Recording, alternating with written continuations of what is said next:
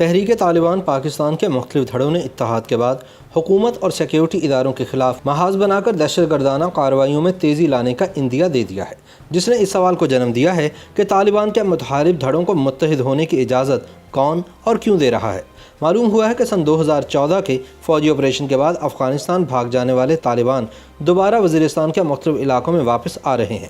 مگر حکومت اور ادارے خاموش تماشائی بنے ہوئے ہیں اور انہیں وہ گٹ طالبان قرار دے رہے ہیں جنہوں نے عسکریت پسندی سے توبہ کر لی ہے۔ لیکن سچ یہ ہے کہ ماضی میں بھی پاکستان نے گٹ طالبان اور بیٹ طالبان کی تفریق کے چکر میں پڑ کر نقصان اٹھایا تھا، اور اب اسٹیبلشمنٹ ایک بار پھر اسی راستے پر گامزن ہوتی نظر آتی ہے۔ خیال رہے کہ تحریک طالبان سے وابستہ خطرناک ترین دہشت گرد احسان اللہ احسان کے سیکیورٹی اداروں کی حراست سے فرار کے بعد طالبان کے دو بڑے دھڑے دوبارہ تحریک طالبان پاکستان میں ضم ہو گئے ہیں۔ جماعت الاحرار اور حزب الاحرار کے سربراہان نے اپنی تنظیم مفتی نور ولی محسود کی زیر قیادت تحریک طالبان پاکستان میں ضم کرنے کا اعلان کیا ہے تاکہ مشترکہ جدوجہد کی جا سکے۔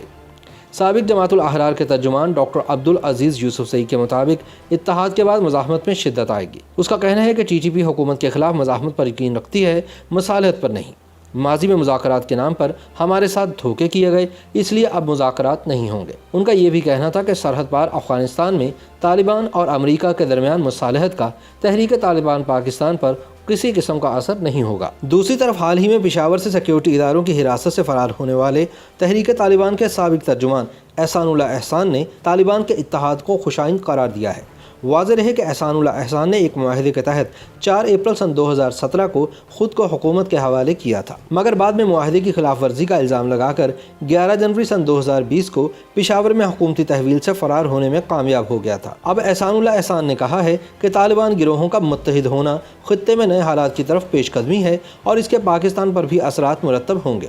اس نے کہا کہ پاکستانی اداروں نے عسکریت پسندوں کو ختم کرنے کے بڑے بڑے دعوے کیے تھے، لیکن اب طالبان گروہوں کا جمع ہونا ان دعووں کی نفی کرتا ہے۔ اس نے کہا کہ حکومت سے مصالحت کی بجائے تحریک طالبان پاکستان جنگ کو ترجیح دے گی۔ خیال رہے کہ قلعدم شدت پسند تنظیم تحریک طالبان پاکستان کے سابق سربراہ بیت اللہ محسود کے سن 2009 میں امریکی ڈرون حملے میں مارے جانے کے بعد ضلع محمد سے تعلق رکھنے والے جنگجو کمانڈر عبدالولی محمد کی قیادت میں ایک گروہ نے علیحدہ کارروائیاں شروع کی تھیں۔ بعد ازاں اس گروہ نے جماعت الاحرار کا نام اختیار کر لیا تھا، جبکہ نومبر سن 2013 میں حکیم اللہ محسود کے امریکی ڈرون حملے میں مارے جانے کے بعد جب ملا فضل اللہ تنظیم کا سربراہ بنا تو محسود جنگجوؤں نے شہریار محسود کی قیادت میں ٹی ٹی پی حکیم اللہ محسود کے نام سے ایک الگ دھڑا بنایا تھا۔ اب ان دونوں دھڑوں کے سربراہان نے اپنی عسکری تنظیمیں تحریک طالبان پاکستان میں ضم کرنے کا اعلان کیا ہے، جبکہ جنگجوؤں نے مفتی نور ولی محسود کی قیادت میں مشترکہ کارروائیاں شروع کرنے کا اعلان بھی کر دیا ہے۔ حکیم اللہ محسود کے بھائی اعجاز محسود اور چچا رسول محمد محسود نے پہلے ہی ایک معاہدے کے تحت اپنے آپ کو حکومت کے حوالے کر دیا تھا۔ اطلاعات کے مطابق حال ہی میں تحریک طالبان میں شامل ہونے والے دونوں دھڑے اپنے جنگجوؤں کے ہمراہ افغانستان سے جنوبی وزیرستان میں اپنے آبائی علاقے میں واپس آ چکے ہیں اور پاکستان کے مختلف علاقوں میں دہشت گرد کارروائیوں کی تیاریوں میں مصروف ہیں۔ یاد رہے کہ 18 اگست سن 2020 کے روز لاہور سے گرفتار کیے گئے دہشت گردوں کا تعلق بھی جماعت الاحرار سے بتایا گیا تھا، جن میں 17 سالہ خودکش بمبار بھی شامل تھا، جس نے بتایا کہ وہ عمر خراسانی کے حکم پر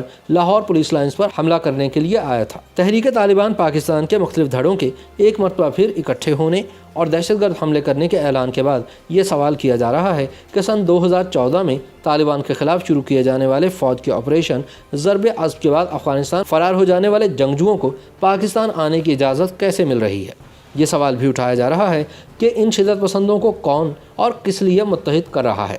عوامی نیشنل پارٹی کے سابق سینیٹر افراسیاب خٹک نے کہا ہے کہ آپریشن ضرب عضب کے نتیجے میں طالبان ختم نہیں ہوئے تھے بلکہ منتشر ہو گئے تھے، اور اب وہ نہ صرف متحد بلکہ دوبارہ سرگرم بھی ہو رہے ہیں۔ انہوں نے کہا کہ گزشتہ 2 سال سے قبائلی اضلاع کے لوگ بار بار کہہ چکے ہیں کہ طالبان دوبارہ وزیرستان کے مختلف علاقوں میں واپس آ رہے ہیں، مگر حکومت اور حکومتی ادارے خاموش تماشائی بنے ہوئے ہیں اور انہیں گٹ طالبان قرار دے رہے ہیں، اور کہا جا رہا ہے کہ انہوں نے عسکریت پسندی سے توبہ کر لی ہے۔ لیکن سچ یہ ہے کہ ماضی میں بھی پاکستان نے گٹ طالبان اور بیٹ طالبان کی تفریق کے چکر میں پڑ کر نقصان اٹھایا تھا، اور اب اسٹیبلشمنٹ ایک بار پھر اسی راستے پر گامزن ہوتی نظر آتی ہے۔